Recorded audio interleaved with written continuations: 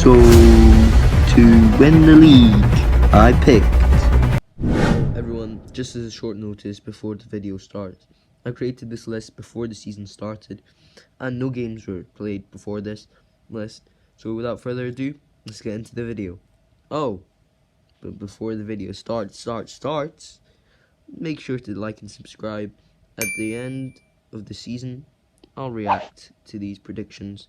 So yeah, like and subscribe. In last place, I put Ross County, and they've lost some big players recently, and a big one is Stephen Kelly, who was immense for them last season. Moreover, they also lost Stewart last season, who was their top scorer for a while. He was really good for them. They also lost Mackay. They do also have a questionable new manager. Although they've made some decent free transfer signings and some loan signings, I don't think it's good enough. Ross County don't play good football either, and you could see them last season getting results against the likes of Celtic, but nearing the end of the season they were getting worse. So last season they were only 3 points off Kilmarnock, who were relegated in the playoffs against Dundee. So for those reasons, I'll put them last.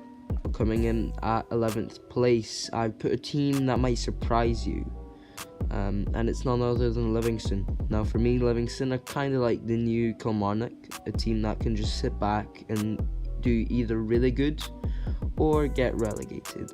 Oh, and they also play on a stupid plastic pitch. Now in pre-season they haven't looked their best, and they've also lost some of their best players like Ambrose and like J. Emmanuel Thomas and John Guthrie.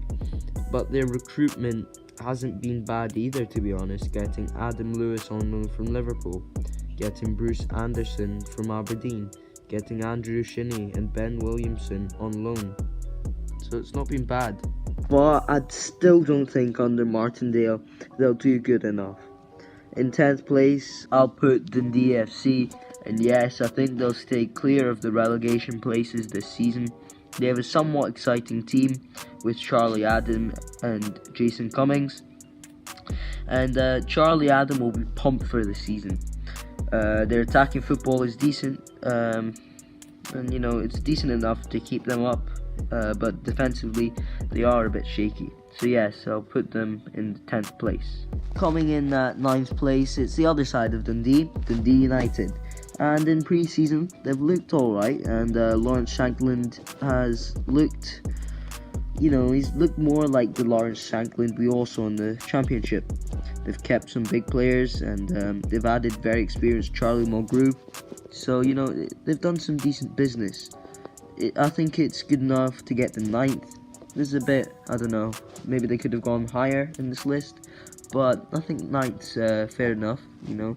You're above Dundee FC, so if I was a Dundee United fan, I would be happy with this. At 8th place, I put Motherwell, who have lost some big players, most notably Alan Campbell and Declan Gallagher, and big Devante Cole.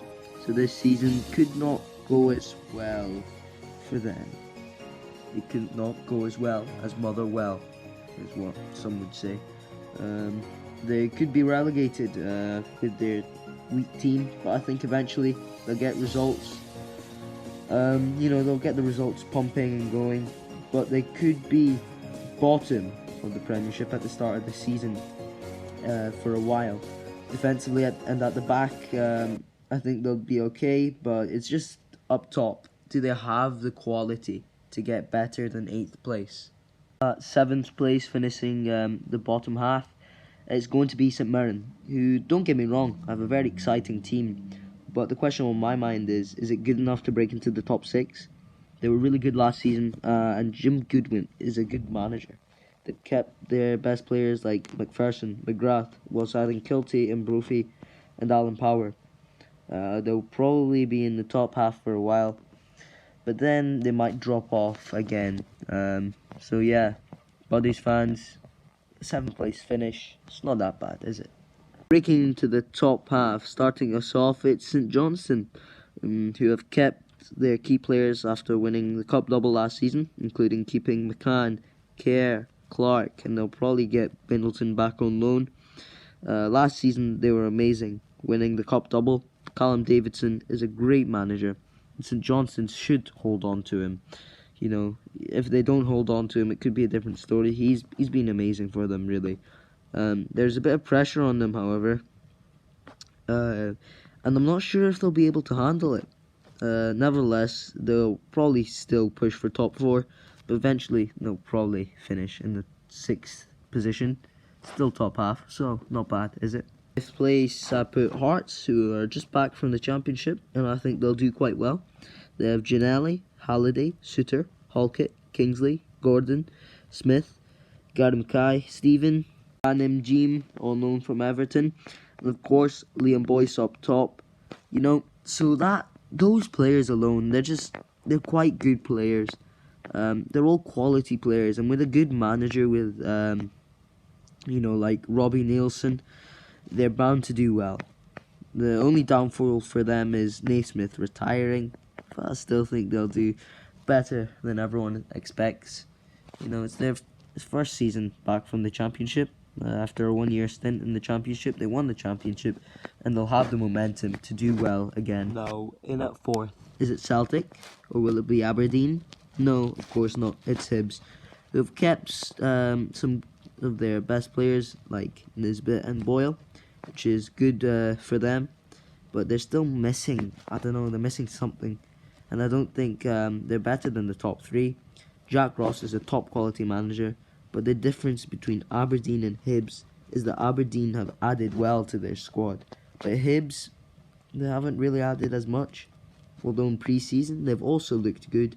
They're still missing something in my opinion, so it's 4th for me. Looking into the top 3, Aberdeen starts us off, who have a good new team. They've made some premium signings like Gallagher, Brown,